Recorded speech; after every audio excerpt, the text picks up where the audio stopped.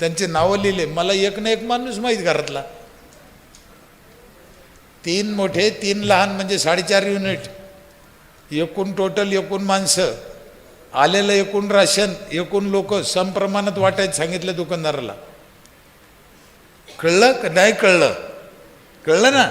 3000 लोकसंख्या, 30 क्विंटल धान्य आलं तर माणशी 1 किलो देऊन टाक, चला आटप.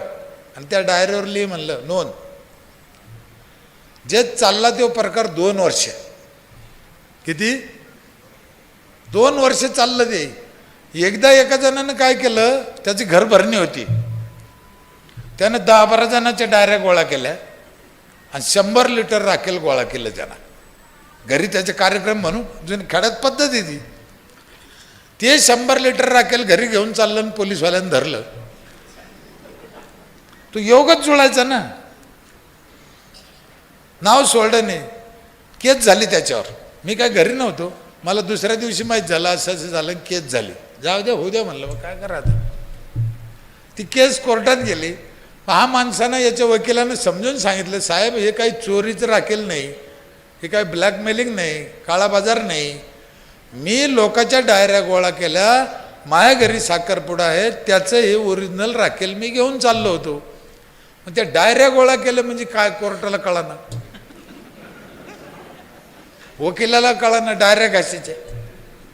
मग ते समजून सांगितलं आम्हाला, ग्रामपंचायतीनं डायऱ्या द्यायला आणि त्याच्यावर राशन वाटी ते म्हणे. पण तिथे तांत्रिक मुद्दा असा आला कायदेशीर, सरपंचाला डायऱ्या द्यायचा अधिकार आहे का? मी का सांगितलं तुम्हाला कळलं? मी का आलो पुढे. मग आम्हाला नोटीस, आम्हाला बोलवलं तिथं, बे तुम्ही कसे काय देऊ शकताय. मी म्हणलं, मग ते पत्र दिलं. म्हणलं अशी अशी घटना झाली ती, राशन कार्ड नव्हते, जाळून टाकले होते. तहसीलदाराला हे 2दा पत्र दिले की बाबा आम्हाला राशन कार्ड नाही द्या, पण साहेबाला काम असल्यामुळे त्याला उशीर झाला असेल, मला काही म्हणणं नाही. पण गावात राशन वाटायचं ते कसं वाटायचं, अराजकता माजू शकते. म्हणून आमच्या पंचायतीने डायरीवर राशन वाटायची पद्धत चालू केली. याला 2 वर्ष झाले, अजून राशन कार्ड आलं नाही. राशन कार्ड ज्या दिवशी येईन त्या दिवशी डायरी आम्ही जाळून टाकू. कोर्टाने शाबासकी दिली आम्हाला, काय भारी काम केलं म्हणे सरपंच तुम्ही.